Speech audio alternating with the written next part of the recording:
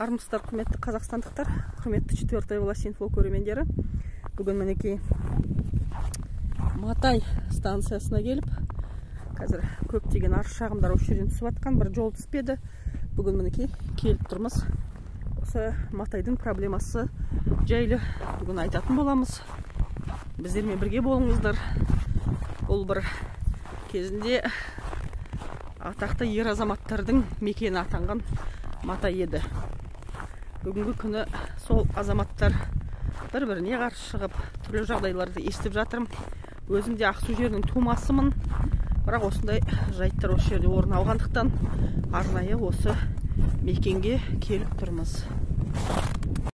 Армысыздар, құрметті қазақстандықтар, мінекей Матай кентінде жер дауына байланысты біраз кикілжің туып жатыр ғой. Міне мына баз конкурсқа дейін салынып тастап, әдейі дайындалған баздардың біреу екен. 16-шы лот бойынша өтіп шыққан азаматтардың мінекей салынған дүниесі.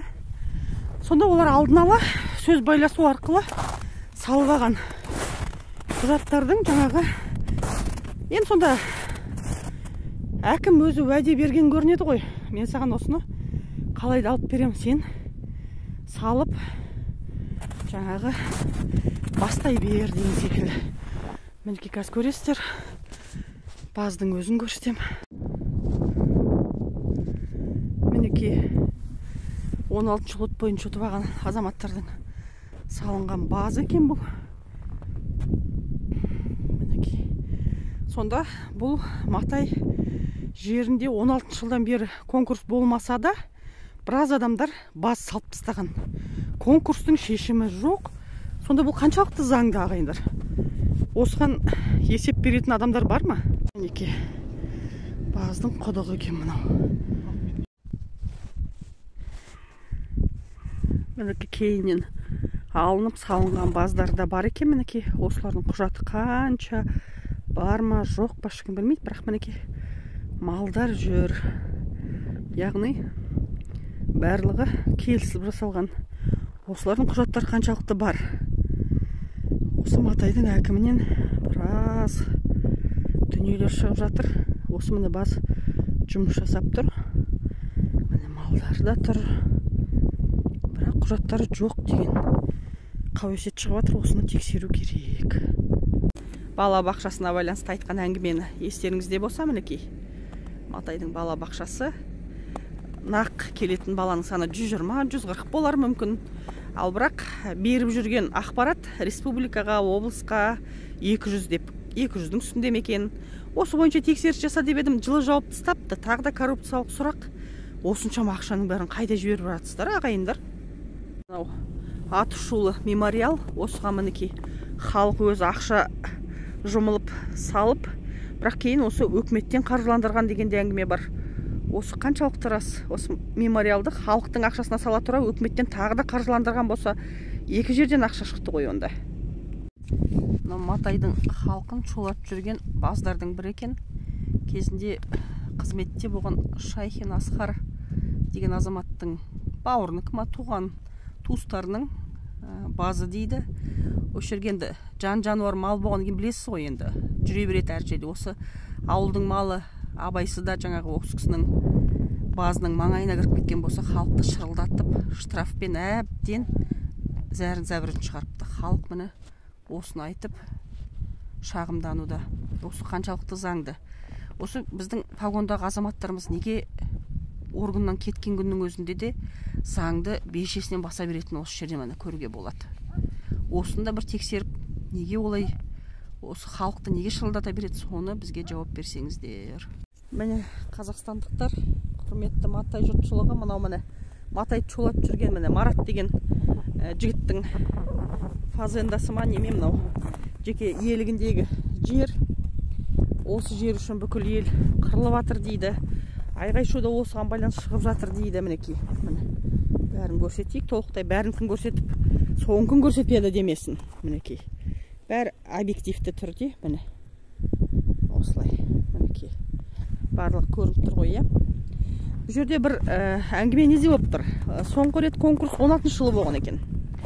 16 жылы конкурс болған, одан кейін бірде-бір конкурс болмаса да, осы соңғы бір 5-6 жылда өте көп фазендалар түсіпті осы Матай жұртшылығының арасында.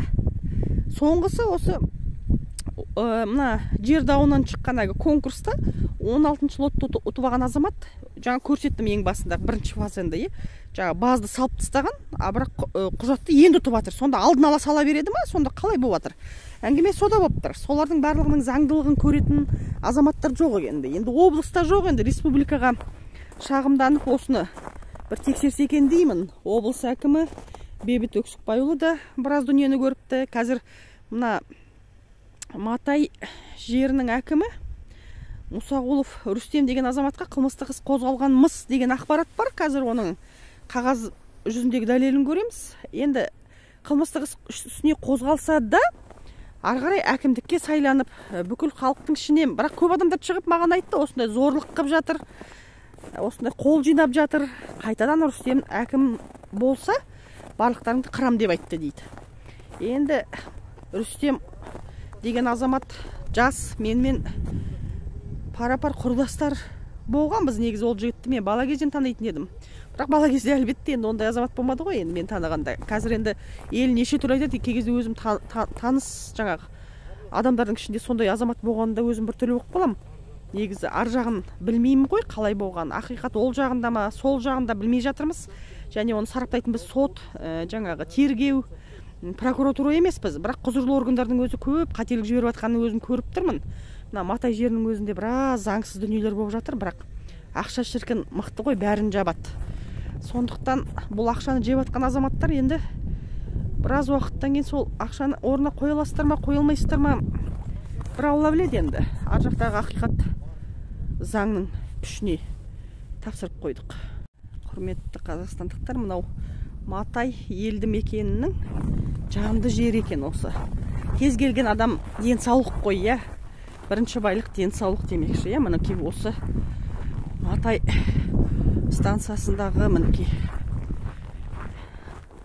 осы бір аурухананы жабамыз деп айтады дейді. Бұл жерде жаңағы мінекей Назарбаев Қазақстан Республикасының президенті деп әлі міне келініп тұр. Қазір Қазақстан Республикасының президенті Тоқаев. Сіздер қай ғасырда қалып қалдыңыздар? Осыдан кейін міне көрінеді ғой, кім қалай жұмыс жасайды. Міне Матай ауылдық округінің ауруханасын 4000 адам міне бар аурухананы жабайын деп жатыр деп халық чыр-чыр етеді. Осы қаншалықты мінекей рас, соны көрейік деп келе жатырмыз. Мінекей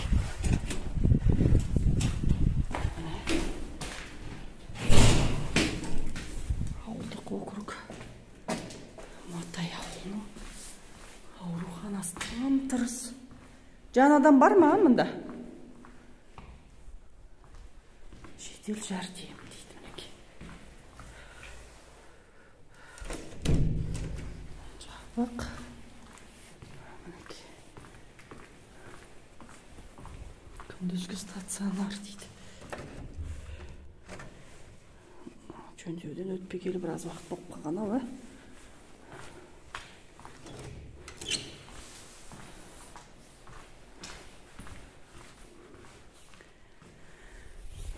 шіркін мына бір мекеменің өзі тұтастай жұмыс жасамай ма? Сонда 4000 адамы, тұрғындары бар больницаның осындай тым-тырыс халде тұрғаны бір қызық екен.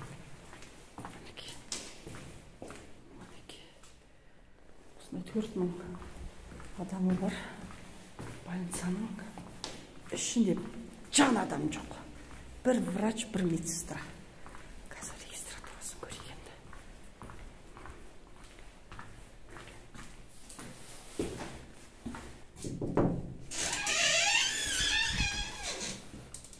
Сәлеметсіздер ме? Міне бүкіл халықтың құжаты, міне кілті аузында, бір адам жоқ. Біреу кеп төтеп түгел алып кетсе де мінекей бірде бір не деген масқара мына ма? Міне құрметті Бейбіт Өксікбайұлы, мына Дина деген бәр жерді айтқан кезде өзінің туған жерінің мәселесін толық айтпапты демеңіз. Міне Ақсу жері Матай ауылындамын. Міне регистратура тіркеу орнында қараңыздар, міне кілт аузында тұр. Ішінде бүкіл құжаттар, ішінде бір адам жоқ бірақ. Міне заң бұзушылықтың нағыз төресі осы жерде. Мінекей тіркеу орны. Бірақ бұл больницада 4000 тұрғыны бар Матай ауылының ауруханасында, емханасында мінекей бірде бір жан адам жоқ. Жағдайы тіпті бір түрлі. Сәлеметсіз бе? Осы жерде жұмыс жасайсыз ба? Кім болып істейсіз? Мен ба? Мен санитаркам. Медсестрасыз ба, санитаркасыз ба? Санитарка. Бәрі қайда? Бір адам жоқ қой больницада. Үстінде шығар. Үстінде ма? Қазір көрейікші. Астында ма? Астыңғы бір жоқ, ана бір қабат сонда осылай бос тұра ма күніге? Жоқ, бос тұрады, обед қойын, қазір екеуі. Жоқ, жарайды, обед болса да енді тегінде бір-екі адам тегі отыру керек қой. Жоқ, үстінде не бар ғой? Не бар үстінде? Үстінде стационар бар ғой. Стационар адам жататын жер ғой, иә? Енді астында врачтар қабылдайтын. Қазір көрейік, үстінде көрейік. Бәрі әділетті болсын, иә? Ақпарат жалған болмасын. Көрейік.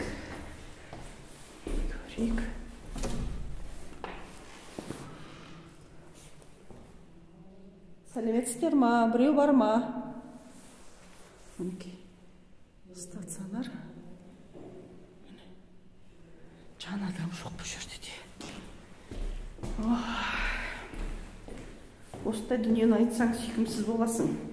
Бейбіт Өксікбайұлы, өзіңізде Ақсу ауданының жаңағы халқының алдында есеп беріп, біраз ақпараттарды естіп тыңдаған екенсіз.